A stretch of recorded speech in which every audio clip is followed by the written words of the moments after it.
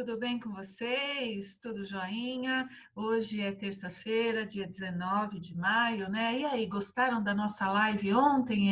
Foi bacana, né? Foi muito legal ver vocês, viu? A gente matou um pouquinho da saudade. Não esquece, segunda-feira tem mais, tá bom?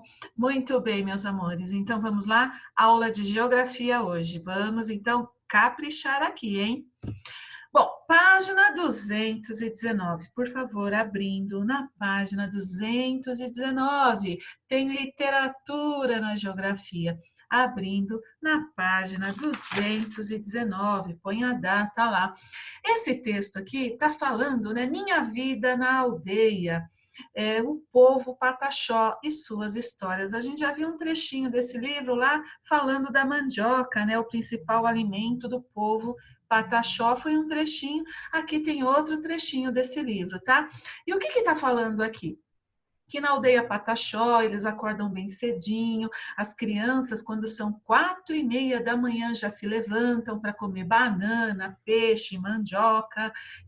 Antigamente era 3h30 da manhã, agora eles já acordam um pouquinho mais tarde, né? 4h30 da manhã, já tinha fogo aceso, então fazíamos giral em cima, onde dormíamos, e fogo embaixo. Então, imagina assim uma cama um pouco mais erguida com um fogo embaixo para aquecer, né? Então, isso é um giral, tá bom? Então, aqui está falando, né? Onde dormíamos e fogo embaixo. Quando não dormíamos em giral, eram em esteiras, na beira do fogo. Sabe esteira que a gente põe às vezes para ficar lá na praia, não é verdade? Então, esteiras, né? Bom, depois de comer, as crianças vão para a escola e os pais para a roça. Aqui já teve uma mudançazinha, né? Afinal, a gente está falando da vida dos pataxós atualmente, combinado? Será que está diferente da antiga? Pensa aqui, ó. Eles ainda vivem na natureza, não é verdade? Tem uma alimentação saudável. Então, continuando aqui, ó. O artesanato é nosso meio de sustento. A terra é acidentada, com muitos morros, difícil de trabalhar. A gente planta mandioca porque a gente gosta. E fazemos o cauim, que guardamos num pote para bebermos nos rituais sagrados. E serve também como remédio. Se o xixi estiver amarelo, clareia. Faz o índio ficar mais leve, mais potente, com mais energia. À noite, na beira da fogueira, então à noite, imagina eles, né? Em suas casas, os pais contam histórias para as crianças. Elas podem fazer o que quiserem e é difícil dar uma cipuada nelas. Os homens pegam os trabalhos mais pesados, pegam lenha na roça, capinam, ajudam as mulheres na cozinha. Pegam as crianças, lavam roupa, varrem a casa, conversam mais com os meninos e as meninas mais com as mulheres. As mulheres trabalham na roça e as crianças também ajudam os pais, mas em trabalhos maneiros, como aprender a colher e semear milho. A mulher também fia o tucu, que dá fibra forte para fazer o colar e rede. A mulher não faz lança, isso é coisa de homem. Então aqui está falando um pouquinho, né, dos pataxós e a história deles, né? Então a gente pode observar aqui que eles ainda mantêm a cultura dos antepassados. Deu uma modernizadinha, né? Mas eles ainda, por quê? Indo para a escola, né? Mas eles continuam guardando toda aquela cultura que eles tinham dos seus ancestrais, convivem com a natureza. E aqui tem um índio pataxó para vocês verem aí na telinha, tá bom? Bom, aí na página 220 tem um mapa do nosso país, né, do Brasil. E aqui está falando assim: hoje em dia, os pataxós moram também no estado de Minas Gerais. Então, olha aí no mapa, Minas Gerais. Mas há um maior número de aldeias pataxós no sul do estado da Bahia, onde viveram seus ancestrais, né? Os pataxós do passado. Então, olha que interessante esse exercício. No mapa, localize e pinte de vermelho o estado dos ancestrais, tá? Então, vermelho, onde ficavam, né, os ancestrais, e ainda tem aldeias, que é a Bahia. Você vai pintar bem bonitinha aí a Bahia de vermelho. E de amarelo, o estado onde se localizam atualmente, que a gente está lendo aqui, ó. Hoje em dia, lá no exercício 1 da página 220, hoje em dia os pataxós moram também no estado de Minas Gerais, tá bom? Então, vocês vão pintar esses dois estados. Muito bem, fácil aí, né? Aí, gente, nós temos aqui, ó, sublinhe no texto a informação que você considerou mais interessante. Então, volta lá no texto, dá uma lidinha novamente e veja uma das informações que você achou bem bacana, bem legal. Aí você pinta essa informação. A relação que a tribo dos Pataxós tem com a floresta, ainda hoje, é a mesma mantida pelos ancestrais? Os ancestrais respeitavam a natureza, as florestas, e hoje eles respeitam? Hã? O índio respeita a natureza ou eles mudaram? Pensa aí e responde. Represente por meio de um desenho, aqui inclusive, né, gente, vou voltar aqui. Represente por meio de um desenho um costume do índio Pataxó que você considera diferente em relação aos seus. Então, você pode fazer um desenho aí, quarto ano, maravilhoso, por exemplo. À noite, eles ficam na beira da fogueira, batendo papo. A gente não faz isso, né? Eu não sei na sua casa, mas na minha a gente não fica aqui, né, na beira da fogueira conversando, não é verdade? Também a gente não dorme em esteiras, não é verdade? Então, escolhe lá, né, e representa um costume do índio Pataxó que você considera diferente do seu através de um desenho. Você pode fazer todo mundo lá, né, em roda, né, com uma fogueira, dormindo em esteira, ou alguma outra coisa que você pode voltar lá no texto, tá bom? Capricha no desenho, pinta, deixa bem bonitinho um costume do índio Pataxó que você considera diferente do seu. Muito bem. Agora, na página 222, o trabalho e a transformação no espaço. Então, olha que interessante, em 1500 chegaram os portugueses, não é verdade? Aí começou, né, a exploração do Brasil. Eu coloquei um mapa aqui, esse mapa não tem no caderno, mas olha que interessante, em 1500, olha como que era, o Brasil foi descoberto no dia 22 de abril de 1500. Então, ó, 1500, como era a floresta amazônica e a Mata Atlântica, certo? A Mata Atlântica, ela pega o nosso litoral, ela foi a primeira devastada pelos portugueses, porque eles vieram pelo litoral, não é verdade? Vieram de navios, não existia avião naquela época, então eles vieram pelo litoral, né? Olha hoje aqui a Mata Atlântica e a Floresta Amazônica devastada, não é verdade? Então, o trabalho e a transformação no espaço.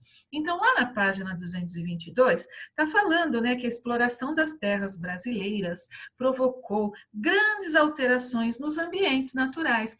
Né? Então, para o homem, ele começou a mudar, né, algumas paisagens. Ele começou a plantar, cana-de-açúcar, não é verdade? Ele começou a mudar essa paisagem, então ele desmatava, é isso mesmo. Aí ele começa, através do trabalho dele, transformar o espaço em que ele está vivendo. Coisa que a gente faz até hoje, não é verdade? A gente vai transformando o ambiente, como você já viu, a gente vai mudando, né? A gente vai tirando a natureza e vai colocando o nosso espaço, a nossa cultura, né? A gente vai criando estradas, construindo cidades, fazendo pasto para animais, agricultura, tudo isso vai transformando o espaço.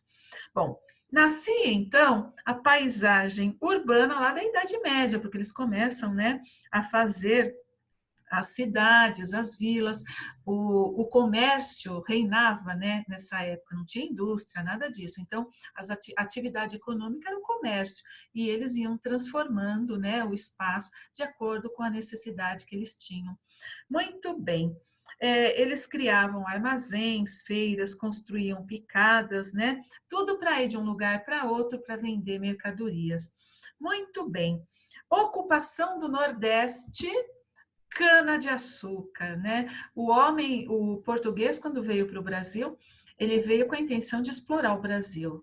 Aí ele começa a produzir cana-de-açúcar, na verdade, ele começa a plantar a cana-de-açúcar para produzir o açúcar, aqui mesmo, nos engenhos.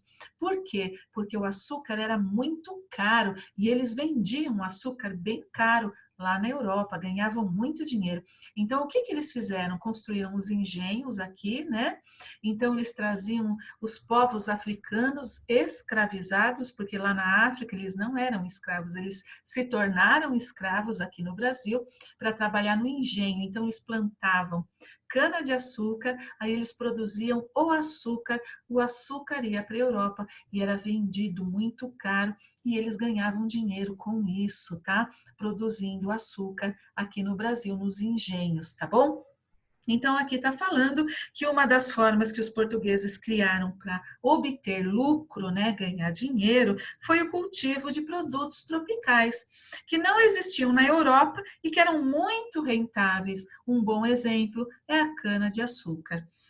E aqui está falando, né? Então, o engenho, né? Está mostrando na outra página que tem um engenho. Esse engenho, né? Tem a casa grande, onde morava o senhor de engenho, a senzala, onde ficavam os escravos, a moenda, né? Que era onde eles produziam o açúcar. Então, eles moíam a cana-de-açúcar, eles colocavam no fogo e depois eles deixavam, né? Um tempo e viravam um melado. Esse melado era o açúcar, endurecia com o tempo, eles embrulhavam e vendiam bem caro lá na Europa, tá bom? Então aqui tem um engenho. A gente já está vendo que está tendo uma transformação no espaço, não é verdade? Olha aí, né? Essas coisas que vocês estão vendo aqui, esses elementos dessa paisagem são elementos culturais, criados pelo homem, isso mesmo. E a gente vai mudando o espaço que nos cerca por causa do nosso trabalho.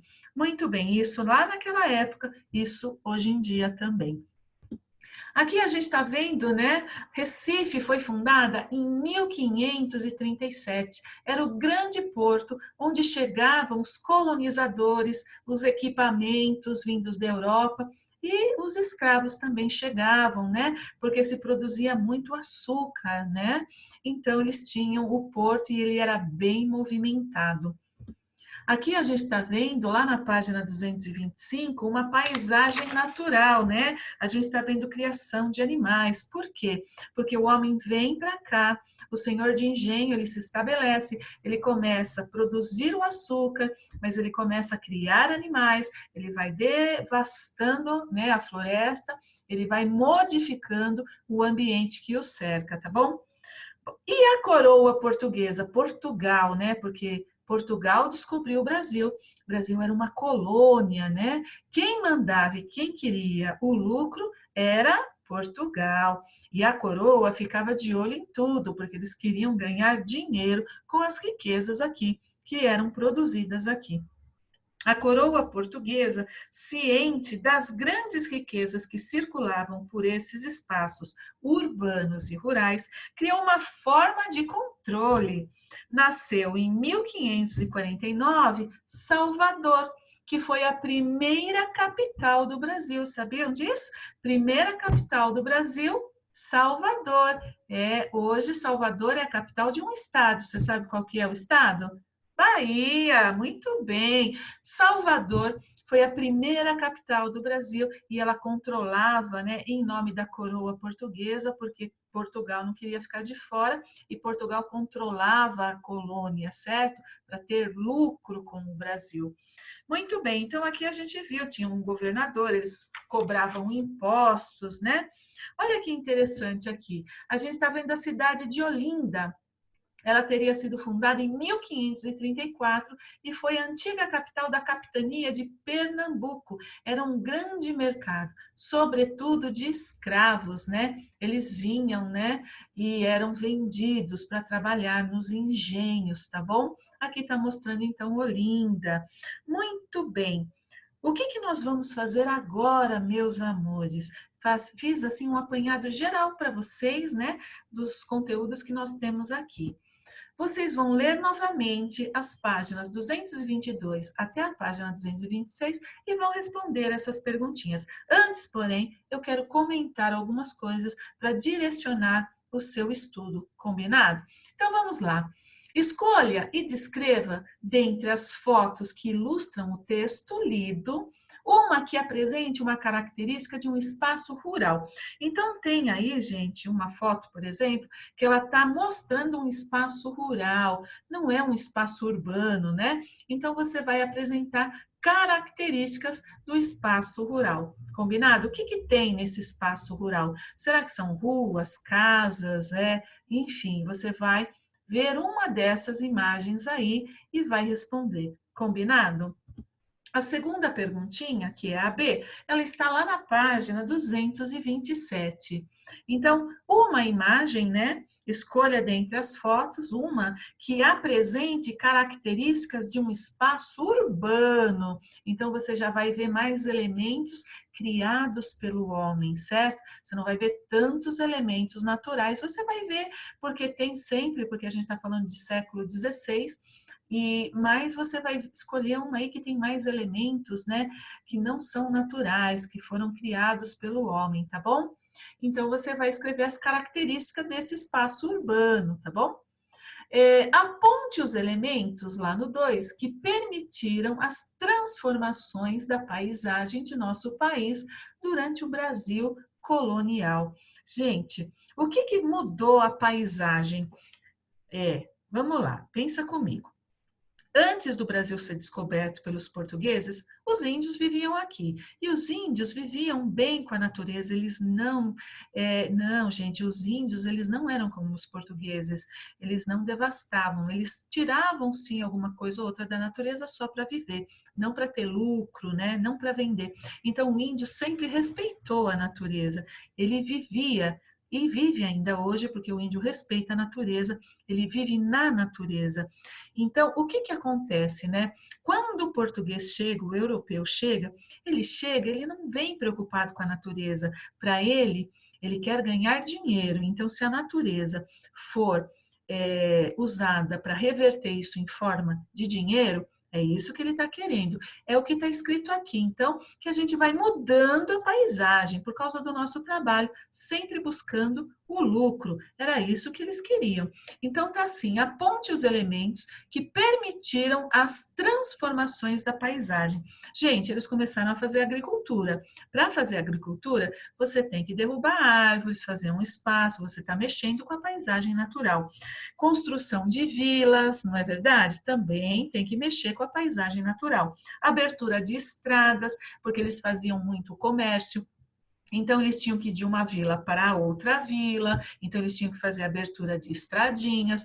Todas essas coisas, gente, esses elementos transformaram a paisagem do Brasil colonial. 3. Considerando o que aprendeu sobre a ocupação do espaço brasileiro, você diria que as paisagens naturais continuaram iguais depois da chegada dos colonizadores? Complementando aqui, não, né? Então, o que os colonizadores fizeram, gente? Eles foram alterando a paisagem natural, porque eles foram construindo vilas, né? Eles foram transformando a paisagem natural.